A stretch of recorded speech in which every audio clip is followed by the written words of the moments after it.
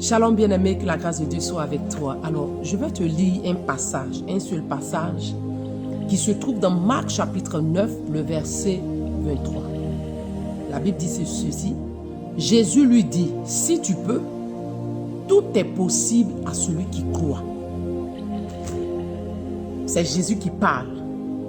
Cet homme est venu voir le Seigneur pour lui dire, Seigneur, Maître, voici le cas de mon enfant, j'ai prié tes serviteurs, tes disciples de prier pour lui, ils n'ont pas pu faire la délivrance de mon enfant, donc je viens vers toi. On connaît l'histoire. Et le monsieur dit à Jésus, si tu peux le guérir, tu peux le délivrer. Et Jésus alors s'exclame pour dire, si tu peux, tout est possible à celui qui croit. Bien aimé, cette parole-là, cette phrase est remplie de la puissance de Dieu. Tout est possible à celui qui croit. Tout est possible à toi si tu crois. Si tu crois que ta situation peut changer, bien aimé, elle va changer. Si tu crois que la maladie que tu as, tu ne vas pas guérir de cette maladie. Bien aimé, tu ne vas pas guérir de la maladie, même si nous prions pour toi. Jésus dit, tout est possible, tout devient possible. Ça dit que tout vient à l'existence dans ta vie quand tu crois, que ce soit un bien comme un mal. Je ne sais pas si tu comprends bien la phrase. Tout est possible à celui qui croit. Dans le tout se trouve ta vie, ta santé, ton travail, ton mariage, ton enfantement, ta guérison, ta restauration, ta délivrance, ton quoi, tout ce que tu peux imaginer. Tout est possible à celui qui croit. Maintenant, je te pose la question. Toi, tu crois en quoi? Parce que moi, je crois que même à 100 ans, Dieu peut me donner des jumeaux. Je le crois. Moi, je crois que même étant couché sur le lit d'un hôpital, même si un médecin vient me dire, il me reste un seul jour, moi, je crois que mon Dieu va me faire sortir de l'hôpital. Moi, je crois que mon Dieu est capable de changer mon identité. Moi, je crois que mon Dieu est capable de changer mon nom. Moi, je crois que mon Dieu est capable de changer ma position. Je crois que mon Dieu est capable de changer mon histoire. Je le crois. Et toi, qu'est-ce que tu crois? Qu'est-ce que tu crois? Parce que Jésus dit, tout est possible à celui qui croit. En d'autres termes, si tu crois que ta situation ne va pas changer, ça ne changera pas. Si tu crois que parce que tu as 2 enfants, tu as 3 enfants, un homme ne peut pas venir te prendre avec tes 2 enfants pour te marier, t'épouser et faire de tes enfants, ça dit que ses propres enfants, ça ne va pas t'arriver. Si tu crois que là où tu es couché à l'hôpital, quand tu as sorti de là, étant dans un cercueil, ça va t'arriver. Si tu crois que ta situation ne va jamais changer, mon frère, mon bien-aimé, ça va t'arriver. Mais si tu crois comme je crois ce matin, sur la base de cette parole-là que Jésus a déclaré clairement à ce monsieur, il dit, si tu peux, tout est possible à celui qui croit. Jésus dit, tout vient à l'existence dans ta vie si toi tu crois que ça peut arriver. Tout est une question de foi. Jésus opère par ta foi. Jésus agit sur ta foi. Il se manifeste sur ta foi. Dieu intervient quand tu as la foi. Ta foi active l'action de Dieu dans ta vie. Tu n'as pas compris. Ta foi active le ministère des anges dans ta vie. Ta foi emmène à l'existence ce qui n'existe pas dans ta vie. Ta foi emmène ce que tu espères, ce en quoi tu crois, en l'existence dans ta vie. En d'autres termes, ta foi opère le miracle dans ta vie. Ta foi dérange le système spirituel pour que ce que tu crois, ce en quoi tu crois, intervienne et agisse, se matérialise dans ta vie. Je te pose la question, en quoi est-ce que tu crois? Parce qu'il y a des personnes aujourd'hui qui ont tout abandonné. Je ne veux plus aller à l'église. On dit que les pasteurs sont ceci.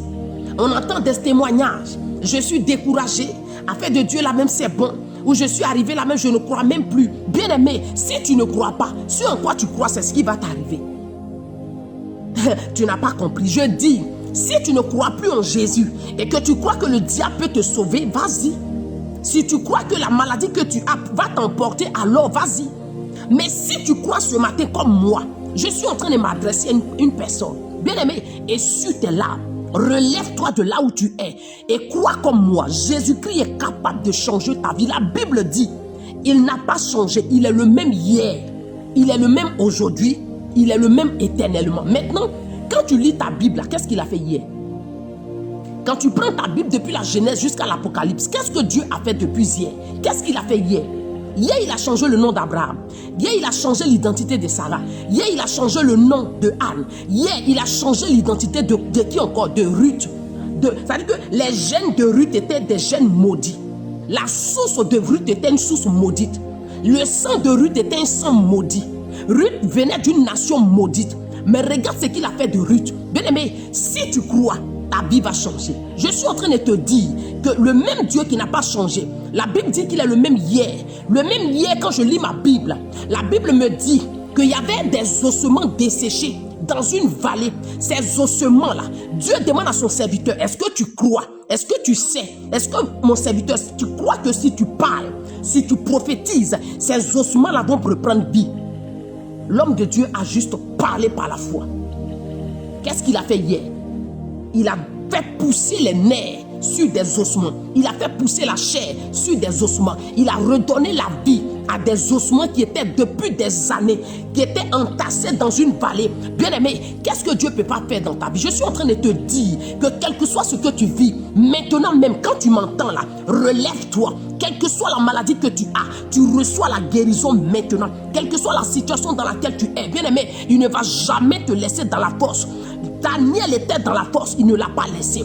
Je dis, Jonas était dans la bouche de ce poisson, il ne l'a pas laissé. Ce n'est pas toi qu'il va abandonner. Crois juste, lève-toi, reprends courage, comme il a dit à Josué. Il dit, reprends courage, prends courage, reprends la voie. Même si mon serviteur Moïse est mort, moi je suis avec toi. Le Dieu qui a marché avec Moïse continue de marcher avec toi. Ne t'ai-je pas dit, fortifie-toi et prends courage? Je te dis ce matin, fortifie-toi et prends courage. Relève-toi car Dieu n'a pas fini avec toi. Bien aimé, ton histoire n'a pas changé. Ton histoire n'est pas finie. Dieu n'a pas fini avec toi. Parce qu'il y a une autre histoire qui va s'ouvrir. Une nouvelle page s'ouvre maintenant pour toi. Pendant que tu m'entends, bien aimé, une nouvelle page est en train de s'ouvrir pour toi. Est-ce que tu crois à cette parole? Reçois la restauration.